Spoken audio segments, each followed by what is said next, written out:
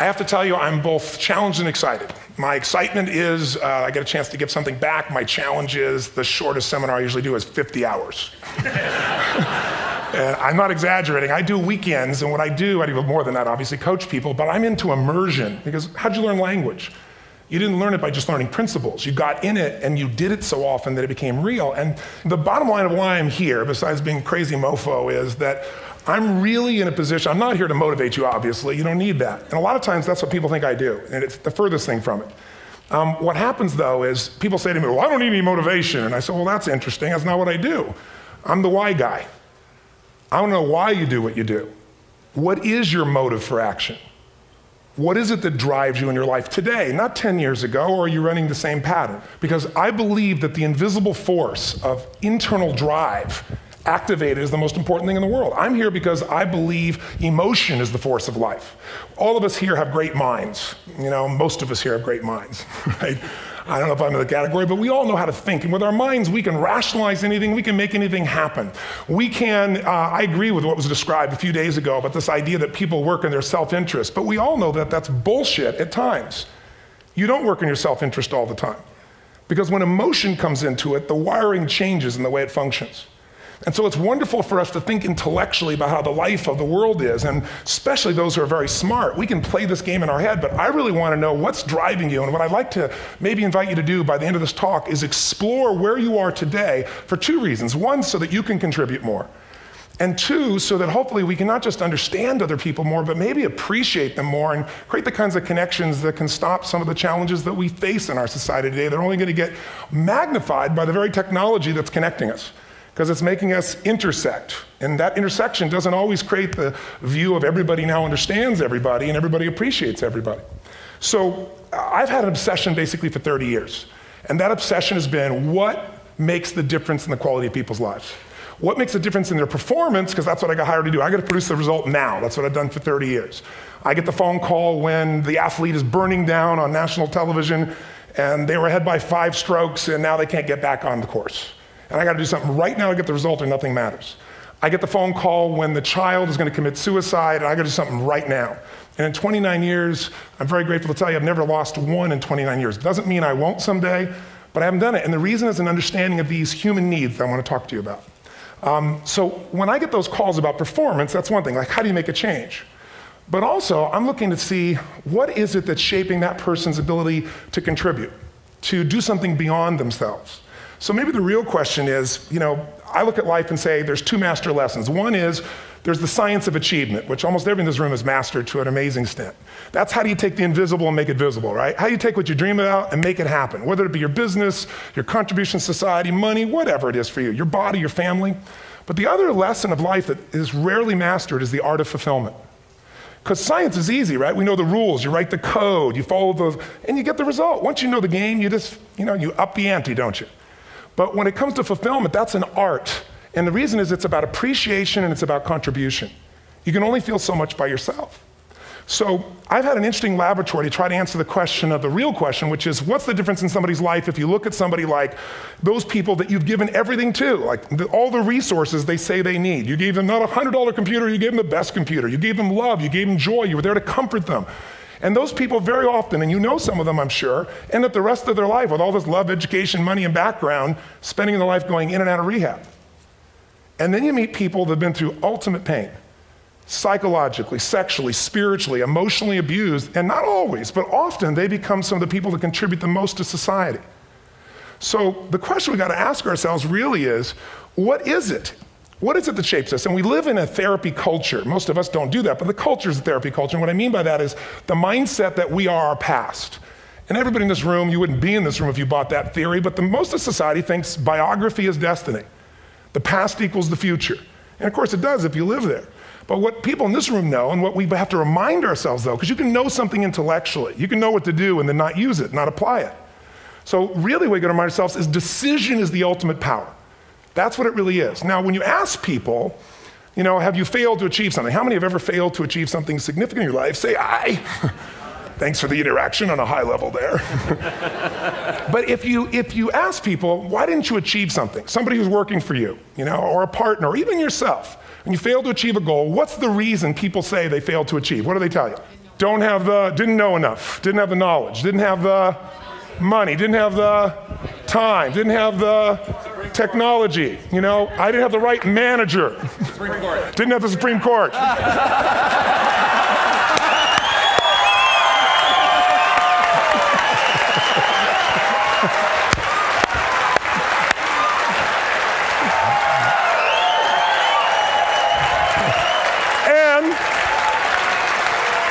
And what do all those, including the Supreme Court, have in common? They are a claim to you missing resources. And they may be accurate. You may not have the money. You may not have the Supreme Court. But that is not the defining factor.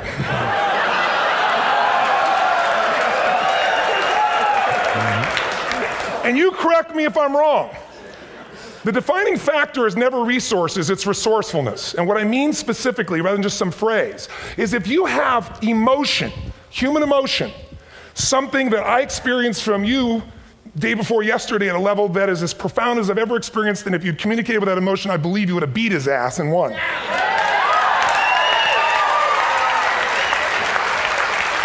But how easy for me to tell him what he should do. Idiot, Robbins. But I know when we watched a debate, at that time, there were emotions that blocked people's ability to get this man's intellect and capacity and the way they came across to some people in that day. Because I know people that wanted to vote in your direction and didn't, and I was upset. But there was emotion that was there. How many know what I'm talking about here? Say I. So emotion is it, and if we get the right emotion, we can get ourselves to do anything. We can get through it. If you're creative enough, playful enough, fun enough, can you get through to anybody, yes or no? Yes. If you don't have the money, but you're creative and determined enough, you find the way. So this is the ultimate resource, but this is not the story that people tell us, right? The story people tell us is a bunch of different stories. They tell us we don't have the resources, but ultimately, if you take a look here, flip it up if you would. They say, what are all the reasons they have in common? We said that. Next one, please. He's broken my pattern, that son of a bitch. But I appreciated the energy, I'll tell you that.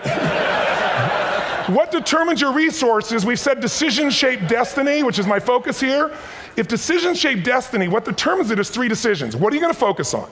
Right now, you have to decide what you're going to focus on. In this second, consciously or unconsciously, the minute you decide to focus on something, you've got to give it a meaning. And whatever that meaning is produces emotion. Is this the end or the beginning? Is God punishing me or rewarding me, or is this the roll of the dice? And emotion then creates what we're going to do, or the action. So think about your own life, the decisions that have shaped your destiny.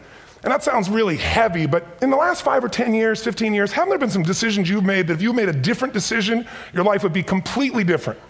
How many can think of one, honestly? Better or worse? Say I. So the bottom line is maybe it was where to go to work and you met the love of your life there. Maybe it was a career decision. I know the Google geniuses I saw here.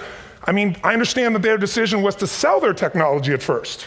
What if they made that decision versus to build their own culture? How would the world be different? How would their lives be different? Their impact.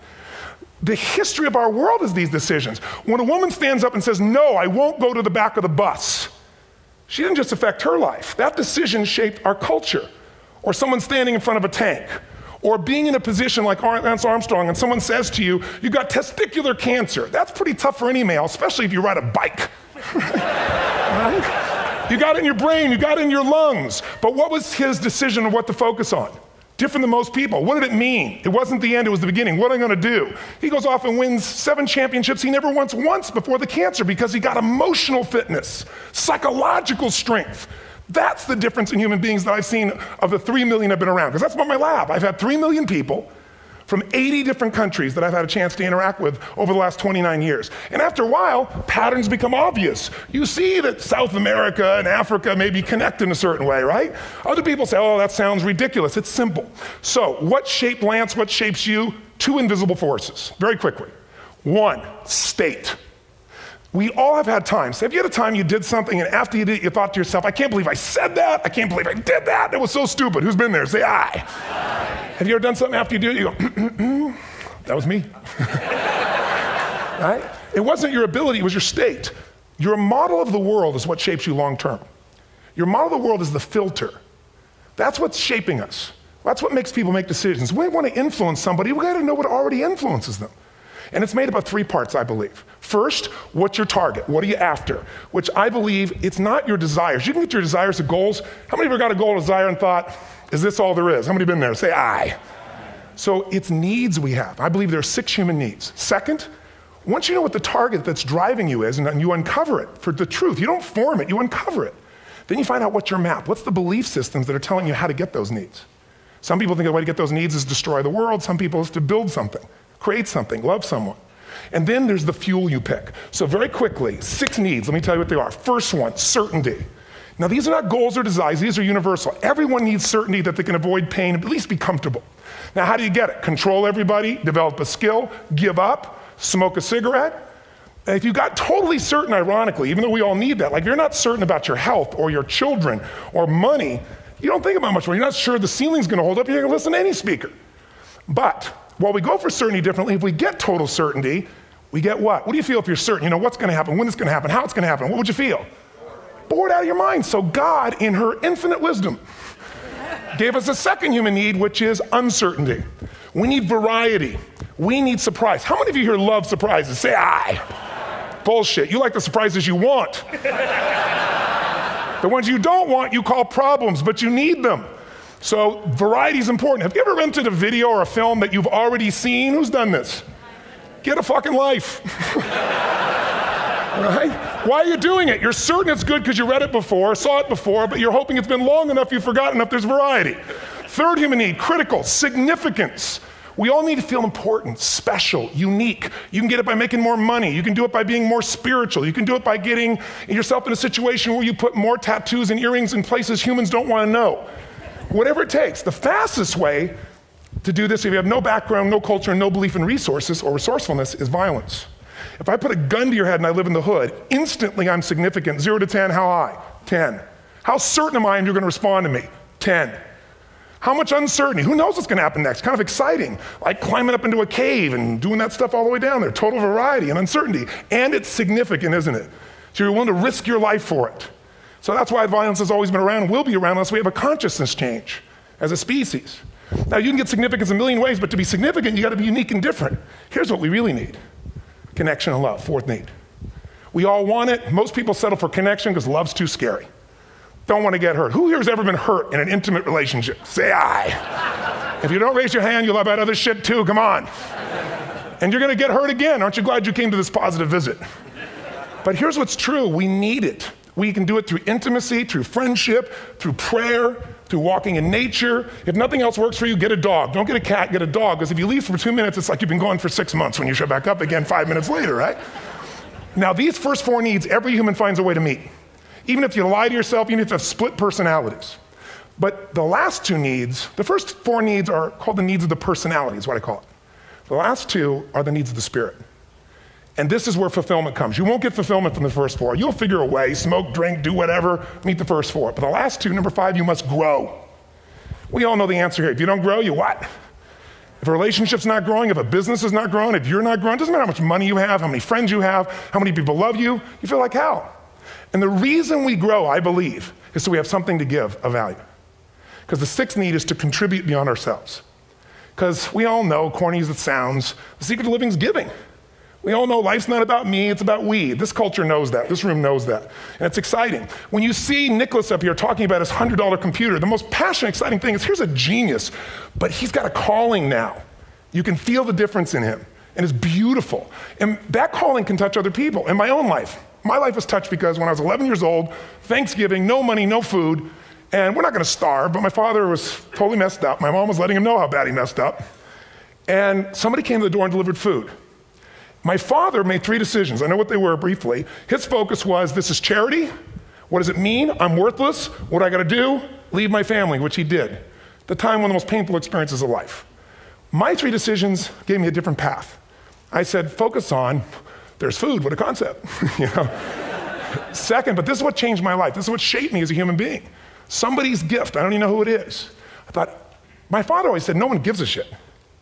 And all of a sudden, somebody I don't know, they're not asking for it, this is giving our family food, looking out for us. It made me believe this. What does it mean? That strangers care. And what that made me decide is if strangers care about me and my family, I care about them. What am I gonna do? I'm gonna do something to make a difference. So when I was 17, I went out one day on Thanksgiving. It was my target for years, have enough money to feed 2 families. Most fun thing I ever did in my life, most moving. Then next year I did 4, and I didn't tell anybody what I was doing. Next year, 8. I wasn't doing it for brownie points, but after 8, I thought, shit, I could use some help. So sure enough, I went out, and what did I do? I got my friends involved, and I grew companies, and then I got 11 companies, and I built a foundation. Now, 18 years later, I'm proud to tell you, last year we fed 2 million people in 35 countries through our foundation, all during the holidays, Thanksgiving, Christmas, in all the different countries around the world. It's been fantastic. Thank you. So I don't tell you that to brag, I tell you because I'm proud of human beings because they get excited to contribute once they've had the chance to experience it and not talk about it. So finally, I'm about out of time, the target that shapes you, here's what's different about people. We have the same needs, but are you a certainty freak? Is that what you value most, or uncertainty? This man here couldn't be a certainty freak if he climbed through those caves. Are you driven by significance or love? We all need all 6, but whatever your lead system is tilts you in a different direction. And as you move in a direction, you have a destination or destiny. The second piece is the map. Think of that as the operating system tells you how to get there. And some people's map is, I'm gonna save lives even if I die for other people, and they're a fireman. Somebody else says, I'm gonna kill people to do it. They're trying to meet the same needs of significance, right? They want to honor God or honor their family, but they have a different map. And there are 7 different beliefs. I can't go through them because I'm done. The last piece is emotion. I say one of the parts of the map is like time. Some people's idea of a long time is 100 years. Somebody else says is 3 seconds, which is what I have. And the last one I've already mentioned that felt you. If you got a target and you got a map, and let's say, I can't use Google because I love Macs, and they haven't made it good for Macs yet. So if you use MapQuest, how many have made this fatal mistake of using MapQuest at some time? You use this thing and you don't get there. Well, imagine if your beliefs guarantee you can never get to where you want to go. The last thing is emotion. Now here's what I'll tell you about emotion. There are 6,000 emotions that we all have words for in the English language, which is just a linguistic representation, right? It changes by language. But if your dominant emotions, I have more time, I have 20,000 people or 1,000, and I have them write down all the emotions that they experience in an average week. And I give them as long as they need. And on one side, they write empowering emotions, the other is disempowering. Guess how many emotions people experience? Less than 12. And half of those make them feel like shit. So they got 5 or 6 good frickin' feelings, right? It's like they feel happy, happy, excited, oh shit, frustrated, overwhelmed, depressed. How many of you know somebody who no matter what happens finds a way to get pissed off? How many know somebody like this? Or no matter what happens, they find a way to be happy or excited. How many know somebody like this? Come on. When 9/11 happened, and I'll finish with this, I was in Hawaii. I was with 2,000 people from 45 countries. We were translating 4 languages simultaneously for a program that I was conducting for a week. The night before was called Emotional Mastery. I got up, had no plan for this, and I said, we had all this fireworks, I do crazy shit, fun stuff. And then at the end I stopped, and I had this plan I was gonna say, but I never do what I'm gonna say. And all of a sudden I said, when do people really start to live? When they face death. And then I went through this whole thing about if you were gonna get off this island, if 9 days from now you were gonna die, who would you call, what would you say, what would you do? One woman, well that night is when 9/11 happened. One woman had come to the seminar, and when she came there, her previous boyfriend had been kidnapped and murdered. Her friend, or her new boyfriend, wanted to marry her, and she said no. He said, if you leave and go to that Hawaii thing, it's over with us. She said it's over. When I finished that night, she called him and left a message, true story, at the top of the World Trade Center where he worked, saying, honey, I love you. I just want you to know, I want to marry you. It was stupid of me. She was asleep, because it was 3 a.m. for us, when he called her back from the top and said, honey, I can't tell you what this means. He said, I don't know how to tell you this, but you give me the greatest gift because I'm going to die. And she played the recording for us in the room. She was on Larry King later. And he said, you're probably wondering how on earth this could happen to you twice. And he said, all I can say to you is, this must be God's message to you, honey. From now on, every day, give your all, love your all. Don't let anything ever stop you. She finishes, and a man stands up and he says, I'm from Pakistan, I'm a Muslim. I'd love to hold your hand and say I'm sorry, but frankly, this is retribution. I can't tell you the rest because I'm out of time.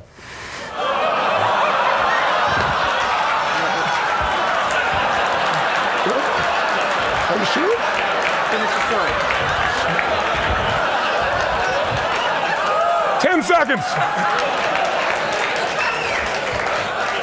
10 seconds. No, I want to be respectful. 10 seconds. All I can tell you is I brought this man on stage with a man from New York who worked in the World Trade Center, because I had about 200 New Yorkers there. More than 50 lost their entire companies, their friends, marking off their Palm Pilots. One financial trader, this woman made of steel, bawling. 30 friends crossing off that all died. And what I did to people said, what are we going to focus on? What does this mean, and what are we going to do? And I took the group and got people to focus on, if you didn't lose somebody today, your focus is going to be how to serve somebody else. There are people, one woman got up and she was so angry and screaming and yelling. She wasn't from New York, she's not an American, she doesn't know anybody here. I said, you always get angry. She said, yes. Guilty people got guilty, sad people got sad. And I took these two men and did what I call an indirect negotiation. Jewish man with family in the occupied territory, some New York who would have died if he was at work that day. And this man who wanted to be a terrorist and made it very clear. And the integration that happened is on a film, which I'll be happy to send you, so you can really see what actually happened instead of my verbalization of it. But the two of them not only came together and changed their beliefs and models of the world, but they've worked together to bring, for almost 4 years now, to various mosques and synagogues, the idea of how to create peace. And he wrote a book, which is called My Jihad, My Way of Peace. So transformation can happen. So my invitation to you is this. Explore your web, the web in here. The needs, the beliefs, the emotions that are controlling you, for two reasons. So there's more of you to give. Achieve too, we all want to do it, but I mean give, because that's what's going to fill you up. And secondly, so you can appreciate, not just understand, that's intellectual, that's mind, but appreciate what's driving other people. It's the only way our world's going to change. God bless you, thank you, I hope this was served. Tony Robbins.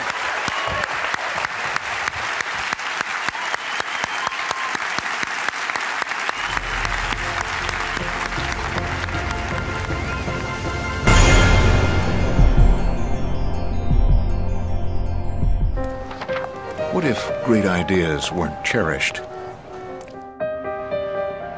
What if they carried no importance? Or held no value?